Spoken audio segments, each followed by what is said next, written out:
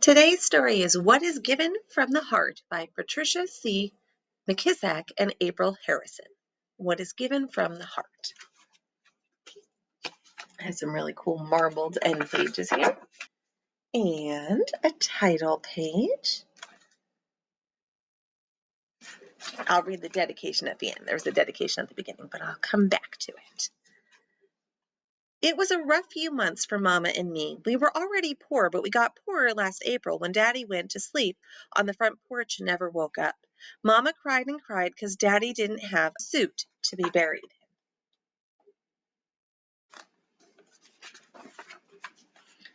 Come June, we lost the farm and moved to a rundown shotgun house in the bottoms.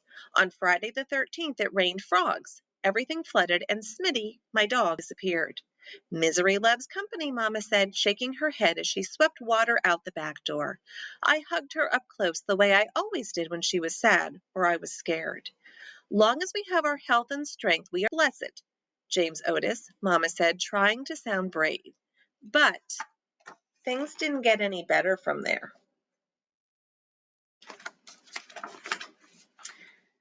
We got an early snowfall in November, and Christmas was skimpy, but we made it through to the new year.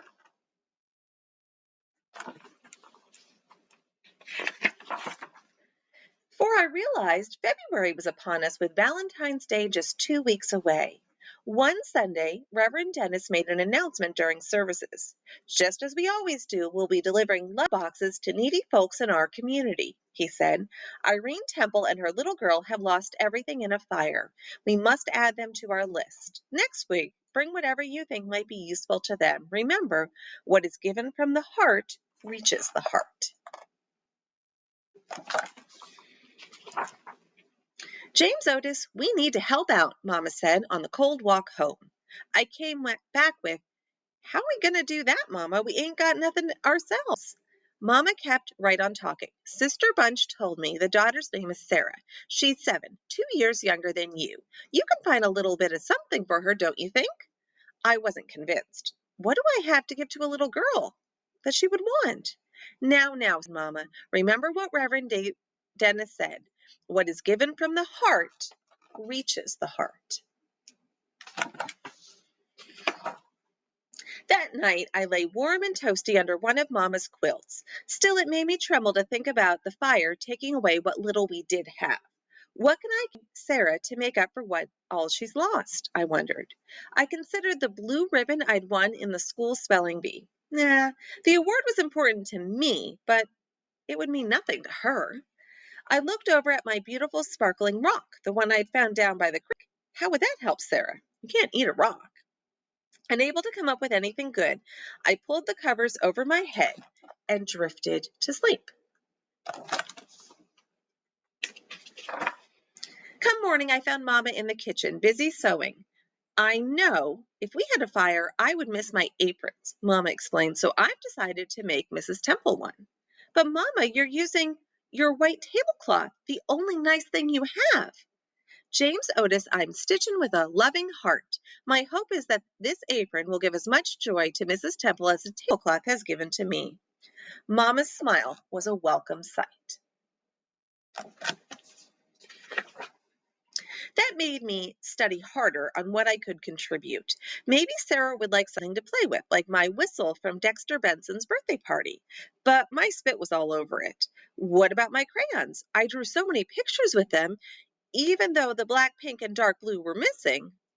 No way, I couldn't give her used crayons, and I couldn't give her my pencil that was just a nub and not much eraser left either. As time flew toward Valentine's Day, I fretted more and more. I considered giving Sarah a puzzle.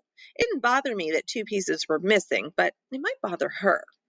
That wouldn't do, not even with a bow, and neither would my capeless superhero Halloween costume.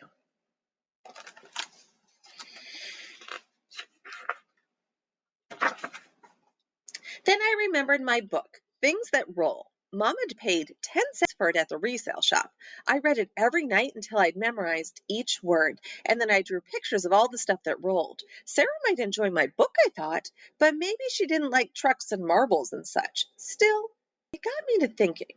I gathered my crayons, my pencil, and some paper, and I got busy.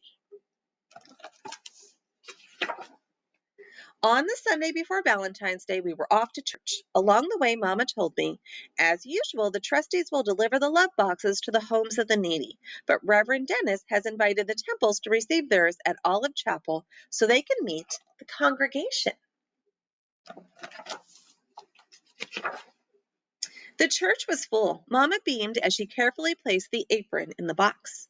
When we presented the Temples with our love box filled with all kinds of clothing, food, tools, and toys, Mrs. Temple was overcome with emotion. The congregation shouted, "Amen." Even so, Sarah seemed sad and afraid. She clung to her mama's arm and hid her face. I walked over to where they were standing. "Hi, Sarah," I said, sounding cheery like. "My name is James Otis, and I'm pleased to meet you." "Same to you," she answered, looking at her feet. "Here," I said, handing her my gift. "I wrote it, drew the pictures, and put it together by myself just for you." He made her a book. Sarah managed a smile as she stared at the book I made. Then, real slow like, she read the cover. "From My Heart to Yours" by James Otis Petaway. It's about a little girl named Sarah, and don't tell me, she said, I want to read about myself by myself. "I can't believe it," she squealed. "A book about me." Then she covered her mouth to catch a giggle. Seeing little Sarah happy made me smile too. I laughed out loud. "I put some hard work in so you can look them up. Oh, I put some hard words in so you can look them up." "You sound like my teacher." Sarah pressed the book to her heart, closed her eyes, and whispered, "Thank you, James Otis. I will keep this book forever and ever." Walking home, Mama held my hand. "The Temples looked very grateful," she said. "I think we reached their hearts," I said. Mama nodded. "I'm proud of you, James Otis." "How come?" I asked. "'Cause you were you." In winter, night comes early. The sky was darkening, and it had started to snow. I stuck out my tongue to catch a snowflake as Mama spun joyfully round and round. Suddenly, Mama stopped. "Look, there's something on our porch," she said. I rushed ahead, and there it was. A love box had been delivered to us. They got one too. You see it there? I think my hand was over.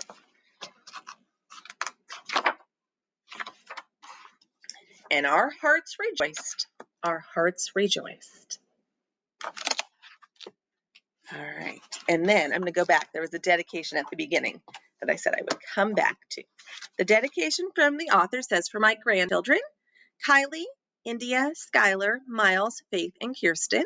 When your parents were very small, I used to special order Patricia McKissack's children's books for them to enjoy. I would read aloud to them each night while they cuddled up in my arms. Who knew that one day I would illustrate her picture book, and be able to share this wonderful legacy with the children of my children.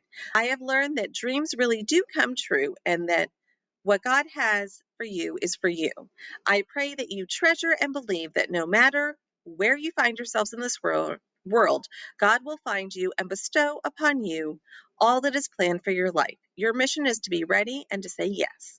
May your love of reading always catch you with a book in hand. From my heart to yours, Grandma April." So that was the illustrator's dedication. And then the author said, oh no, this is still from the illustrator. "And to Patricia, although you are no longer with us, and we didn't have an opportunity to meet prior to your passing, I truly felt your spirit was present while recreating your story through pictures. Your work has been an inspiration to me, and I thank God for the opportunity to be part of your last gift of storytelling through the written word. May God's peace and love continue to rest upon you, and may your voice be forever remembered in the hearts of children everywhere." So I guess the author passed away before she could make a dedication. What is given from the heart.